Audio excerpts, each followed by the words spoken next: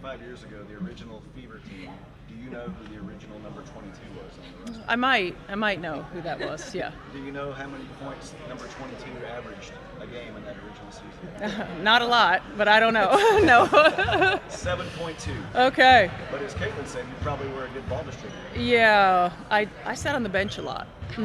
Played a lot of different roles. Still a fan favorite though. What, just in general, what was the excitement? You look at where the excitement for women's basketball is in this franchise, based on that inaugural year when we don't know what it's going to be like and how long it's going to go. What took everybody so long is the first thing that comes to mind. I think just being a part of this league, really. I mean, I came into this league in 1999, and being a part of this league for so long, and thinking back to our first CBA and just wanting insurance all year long to where this league is now. It's just, it's what we always thought it would be, should be, could be, and I'm thankful that I'm just still a part of it.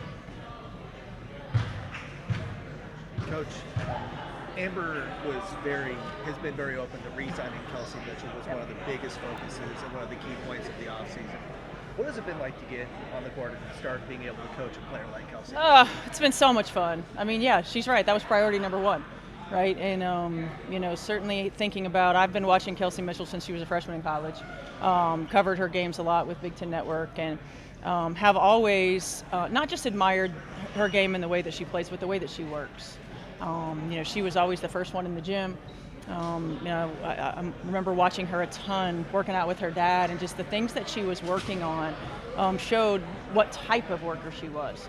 And for us as a staff to be able to utilize her natural God-given talent, her ability to just score the basketball and trying to put her in positions to do that in a lot easier way.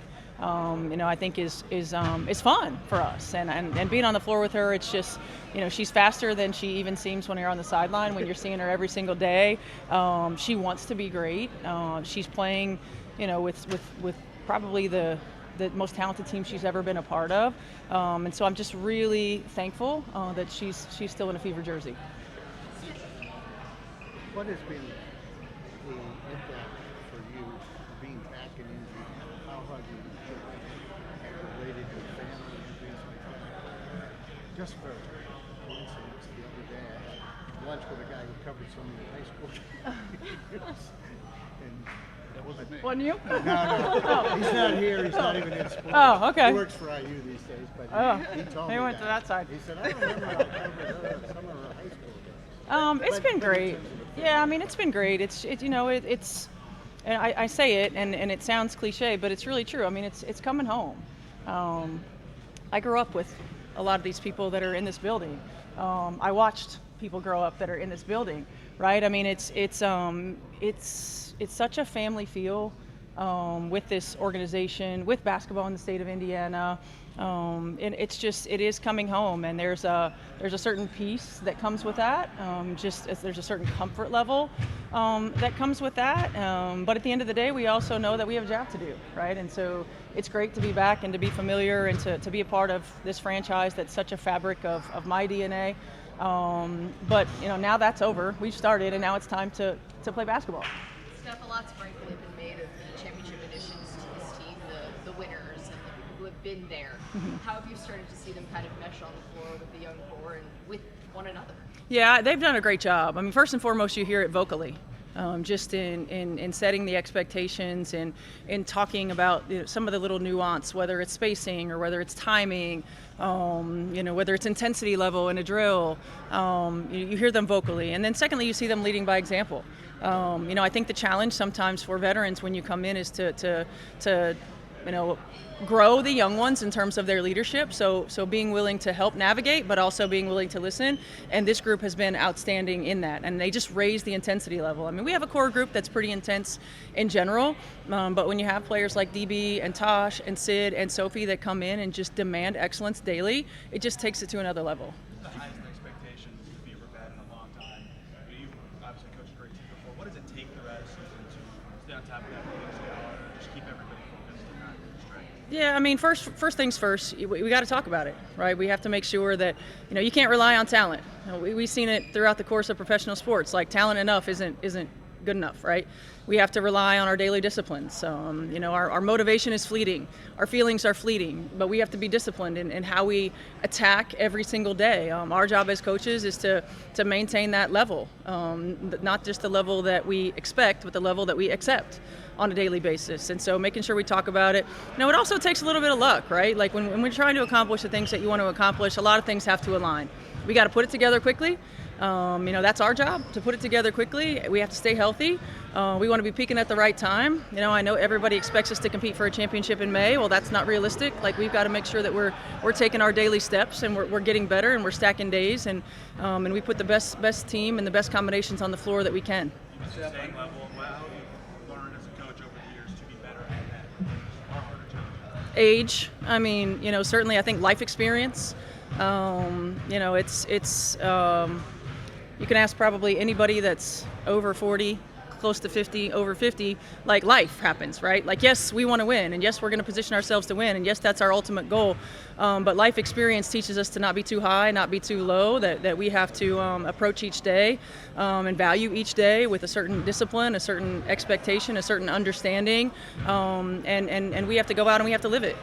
Steph, tagging on that, I know some coaches will maybe shy away from talking about, hey, best roster, I've been around 25 years, etc. Why was it so important for you to be so transparent about that, especially now with your team? AC, you got me in trouble with that 2012 team. So, I think the most important thing is honesty and transparency and communication. I think that's always just how I've operated. It's how I wanted to be coached. It's how I want to coach. And look, like most good teams have that 8 probably player rotation. Like, we have 8 players who could start in this league. We've got a 9-10 player rotation that we can use on any given day right now. And so I think the quality of depth, and look, let's be honest, the league and the talent across the league is better than it's ever been. These young players that are coming in who have only known the WNBA, as opposed to some periods of time throughout the course of the WNBA where you're getting players who had regular jobs and then came back to play in the WNBA. And so the talent level across the board is as deep as it's ever been. Pressure is a privilege. It is. Like, we all know, everybody who's been a part of a team, everybody who's won championships, everybody who's been a part of growing something special knows that a lot of things have to fall in line for you to win a championship. They do. That's why it's so incredibly difficult. But we're not shying away from the fact that we want to win a championship, that we want to position ourselves every single day to win a championship. How did you land on unity as your opening message? What's that? How did you land on unity as your opening message?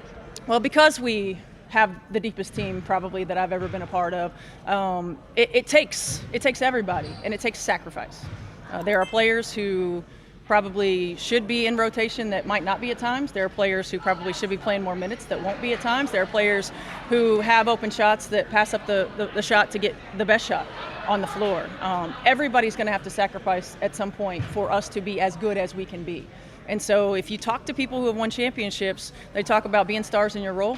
They talk about playing outside of position. They talk about not being in rotation, right? And we have players on our team that have won championships that have done just that.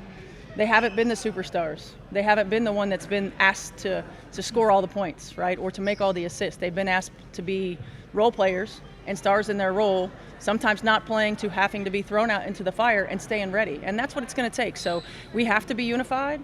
We have to be together in everything that we do. We have to sacrifice for the Indiana Fever. We didn't ask you the first day. Any injuries of concern here on the first No, day? thank God, Scotty. Yep. All good.